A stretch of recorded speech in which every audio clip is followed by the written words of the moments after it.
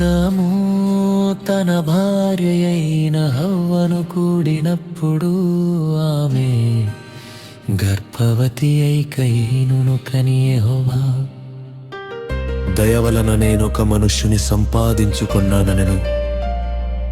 తరువాత ఆమె అతని తమ్ముడగు హేబెలును కనెను. హేబెలు గొర్రెల కాపరి. కయీను భూమిని సేద్యపరచువాడు. కొంతకాలమైన తరువాత కయీను పొలము పంటలో కొంత యెహోవాకు అర్పణగా తెచ్చెను. హేబెలు కూడా తన మందలో తొలుచూలున పుట్టిన వాటిలో క్రొవ్విన వాటిని కొన్ని తెచ్చెను. యెహోవా హేబెలును అతని అర్పణను లక్ష్యపెట్టెను. కయీనును అతని అర్పణను ఆయన లక్ష్య పెట్టలేదు కాబట్టి కయీనుకు మిక్కిలి కోపము వచ్చి అతడు తన ముఖము చిన్నబుచ్చుకొనగా, యెహోవా కయీనుతో నీకు కోపమేలా? ముఖము చిన్నబుచ్చుకొని ఉన్నావేమి?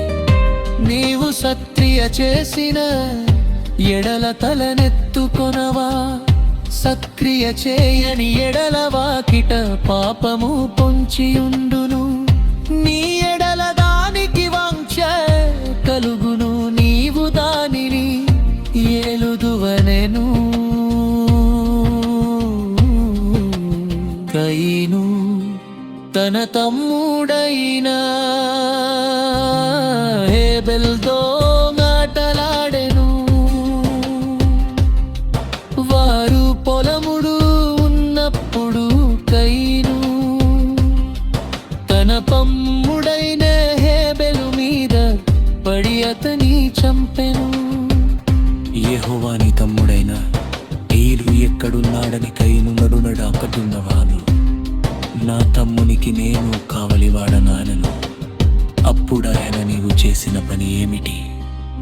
నీ తమ్ముని రక్తము యొక్క స్వరము నేలలో నుండి నాకు మోర పెట్టుచున్నది. కావున నీ తమ్ముని రక్తమును నీ చేతిలో నుండి పుచ్చుకొనుటకు నోరు తెరచినై నేల మీద ఉండకుండా నీవు శపింపబడిన వాడెడు. నీవు నేలను సేద్యపరుచునప్పుడు అది తన సారమును ఇక మీదట నీకియదు. నీవు భూమి మీద దిగులు పడుచు దేశదిమ్మరివై ఉందువనెను. అందుకు కయీనునా దోష శిక్ష నేను భరింపలేనంత గొప్పది. నేడు ఈ ప్రదేశము నుండి నన్ను వెళ్ళగొట్టితివి. నీ సన్నిధికి రాకుండా వెలివేయబడి దిగులు పడుచు భూమి మీద దేశదిమ్మరినయ్యుందును. కావున నన్ను కనుకును వాడదనుడు వాడుదను చంపునని యెహోవాతో అనను. అందుకు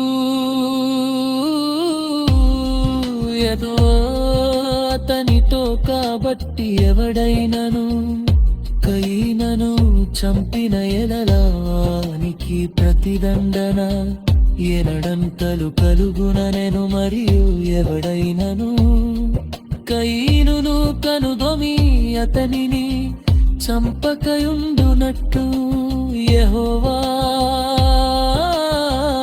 అతనికి ఒక గురుతు వేసెను. అప్పుడు కయీను యెహోవా సన్నిధిలో నుండి వెలిదేరి వెళ్ళి ఏదెనుకు తూర్పు దిక్కున నోదు దేశములో కాపురముండెను. కయీను తన భార్యను కూడినప్పుడు గర్భవతి అయి హనోకును కనెను. అప్పుడతడు ఒక ఊరు కట్టించి ఆ ఊరికి తన కుమారుని దేనుగు బట్టి హనోకను పేరు పెట్టెను. హనోకుకు ఈరాదు పుట్టెను. ఈరాదు మహూయాయేలును కనెను.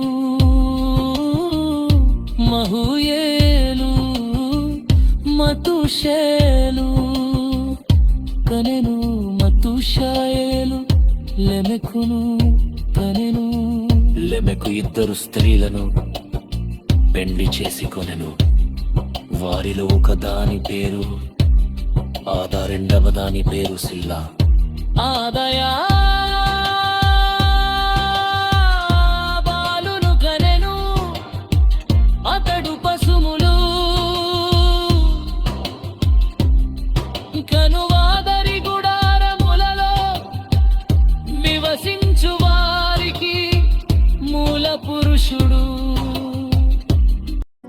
అతని సహోదరుని పేరు యూబాలు.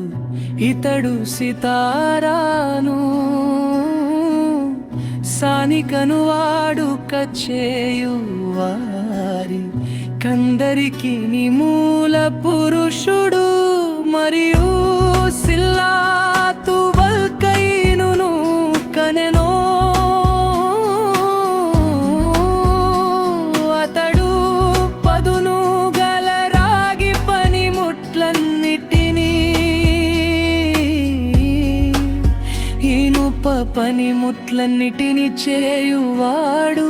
తూబల్కయీను సహోదరి పేరు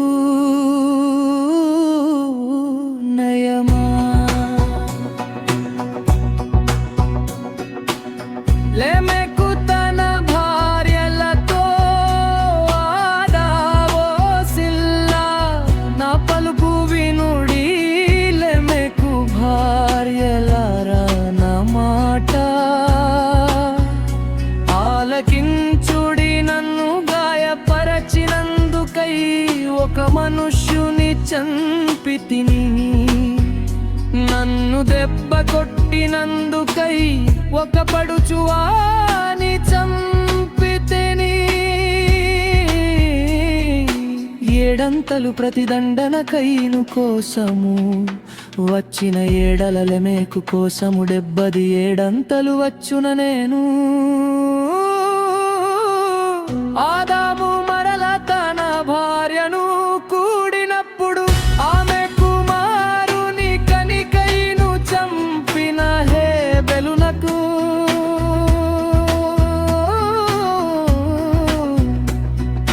ప్రతిగా దేవుడు నాకు మరి ఒక సంతానమును నియమించెనను కొని అతనికి షేతు అను పేరు పెట్టెను. మరియు షేతున కూడా కుమారుడు పుట్టెను. అతనికి ఎనోషను పేరు పెట్టెను. అప్పుడు యెహోవా నామమున ప్రార్థన చేయుట ఆరంభమైనది.